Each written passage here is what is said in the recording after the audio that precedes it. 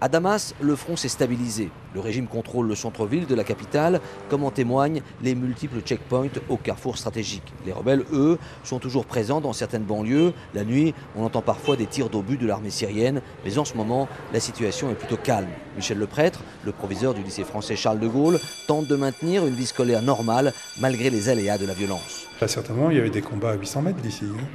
Cela dit, on était beaucoup plus tranquille qu'on l'était ces derniers temps, parce que c'était des combats qui avaient lieu à un endroit, et on n'était pas encore dans cette guerre psychologique qui consiste à envoyer de manière aléatoire des obus sur des quartiers pour essayer de déstabiliser les gens.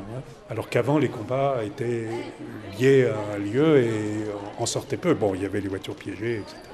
Les gens ne font pas volontiers part de leur accablement, mais on sent malgré tout une lassitude. Je me dis souvent qu'au régime que connaissent les Syriens actuellement, les Français ne tiendraient pas plus de quelques semaines. Économiquement, la Syrie est en ruine, le pays est revenu 30 ans en arrière, des coupures d'eau et d'électricité sont courantes, la production pétrolière s'est quasiment arrêtée, la monnaie s'est effondrée et les prix flambent. Dans son usine installée à une quinzaine de kilomètres au sud de Damas, Mohanad Daadouche, un industriel du textile, essaie de surnager au milieu du désastre économique.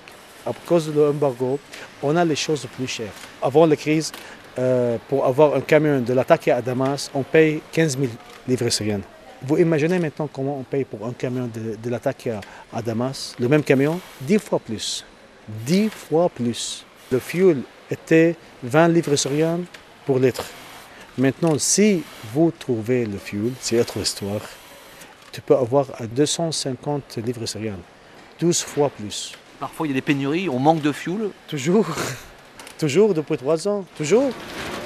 La Syrie ne peut pratiquement plus acheter de médicaments à l'étranger, les délais sont très longs, il y a donc des pénuries, d'autant que les usines locales ont été bombardées ou pillées. Évidemment, les conséquences sont dramatiques pour la population, explique la pédiatre Balkis Haki. Il y a un marché noir de vaccination, un marché noir de traitement, de ces traitements lourds.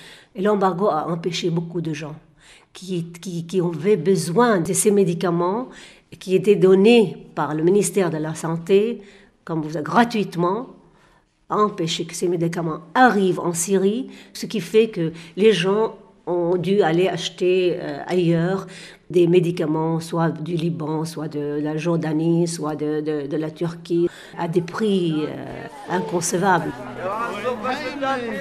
Dans ce naufrage, tout le monde essaie de survivre comme il peut sur les trottoirs de Damas. Et c'est nouveau, vous trouvez maintenant des vendeurs qui étalent par terre leurs marchandises bon marché. Ce sont souvent des commerçants qui ont perdu leur boutique à cause des violences. Bref, c'est une société qui s'appauvrit chaque jour un peu plus, constate Monseigneur Laham, le patriarche des Grecs catholiques. Il n'y a pas de solution militaire.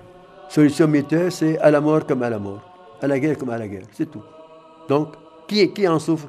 Ce n'est pas le gouvernement, c'est nous, le peuple, le petit peuple. Nos gens sont esquintés, sont vraiment essoufflés, on a pris leur sang, ils sont exsangues. Nous les aidons. 6 à 8 000 familles que nous aidons, qui sont des gens déplacés. Une aide la plus simple, un peu d'habits, un peu de nourriture, des médicaments, etc. Mais c'est rien. La tragédie est tellement grande.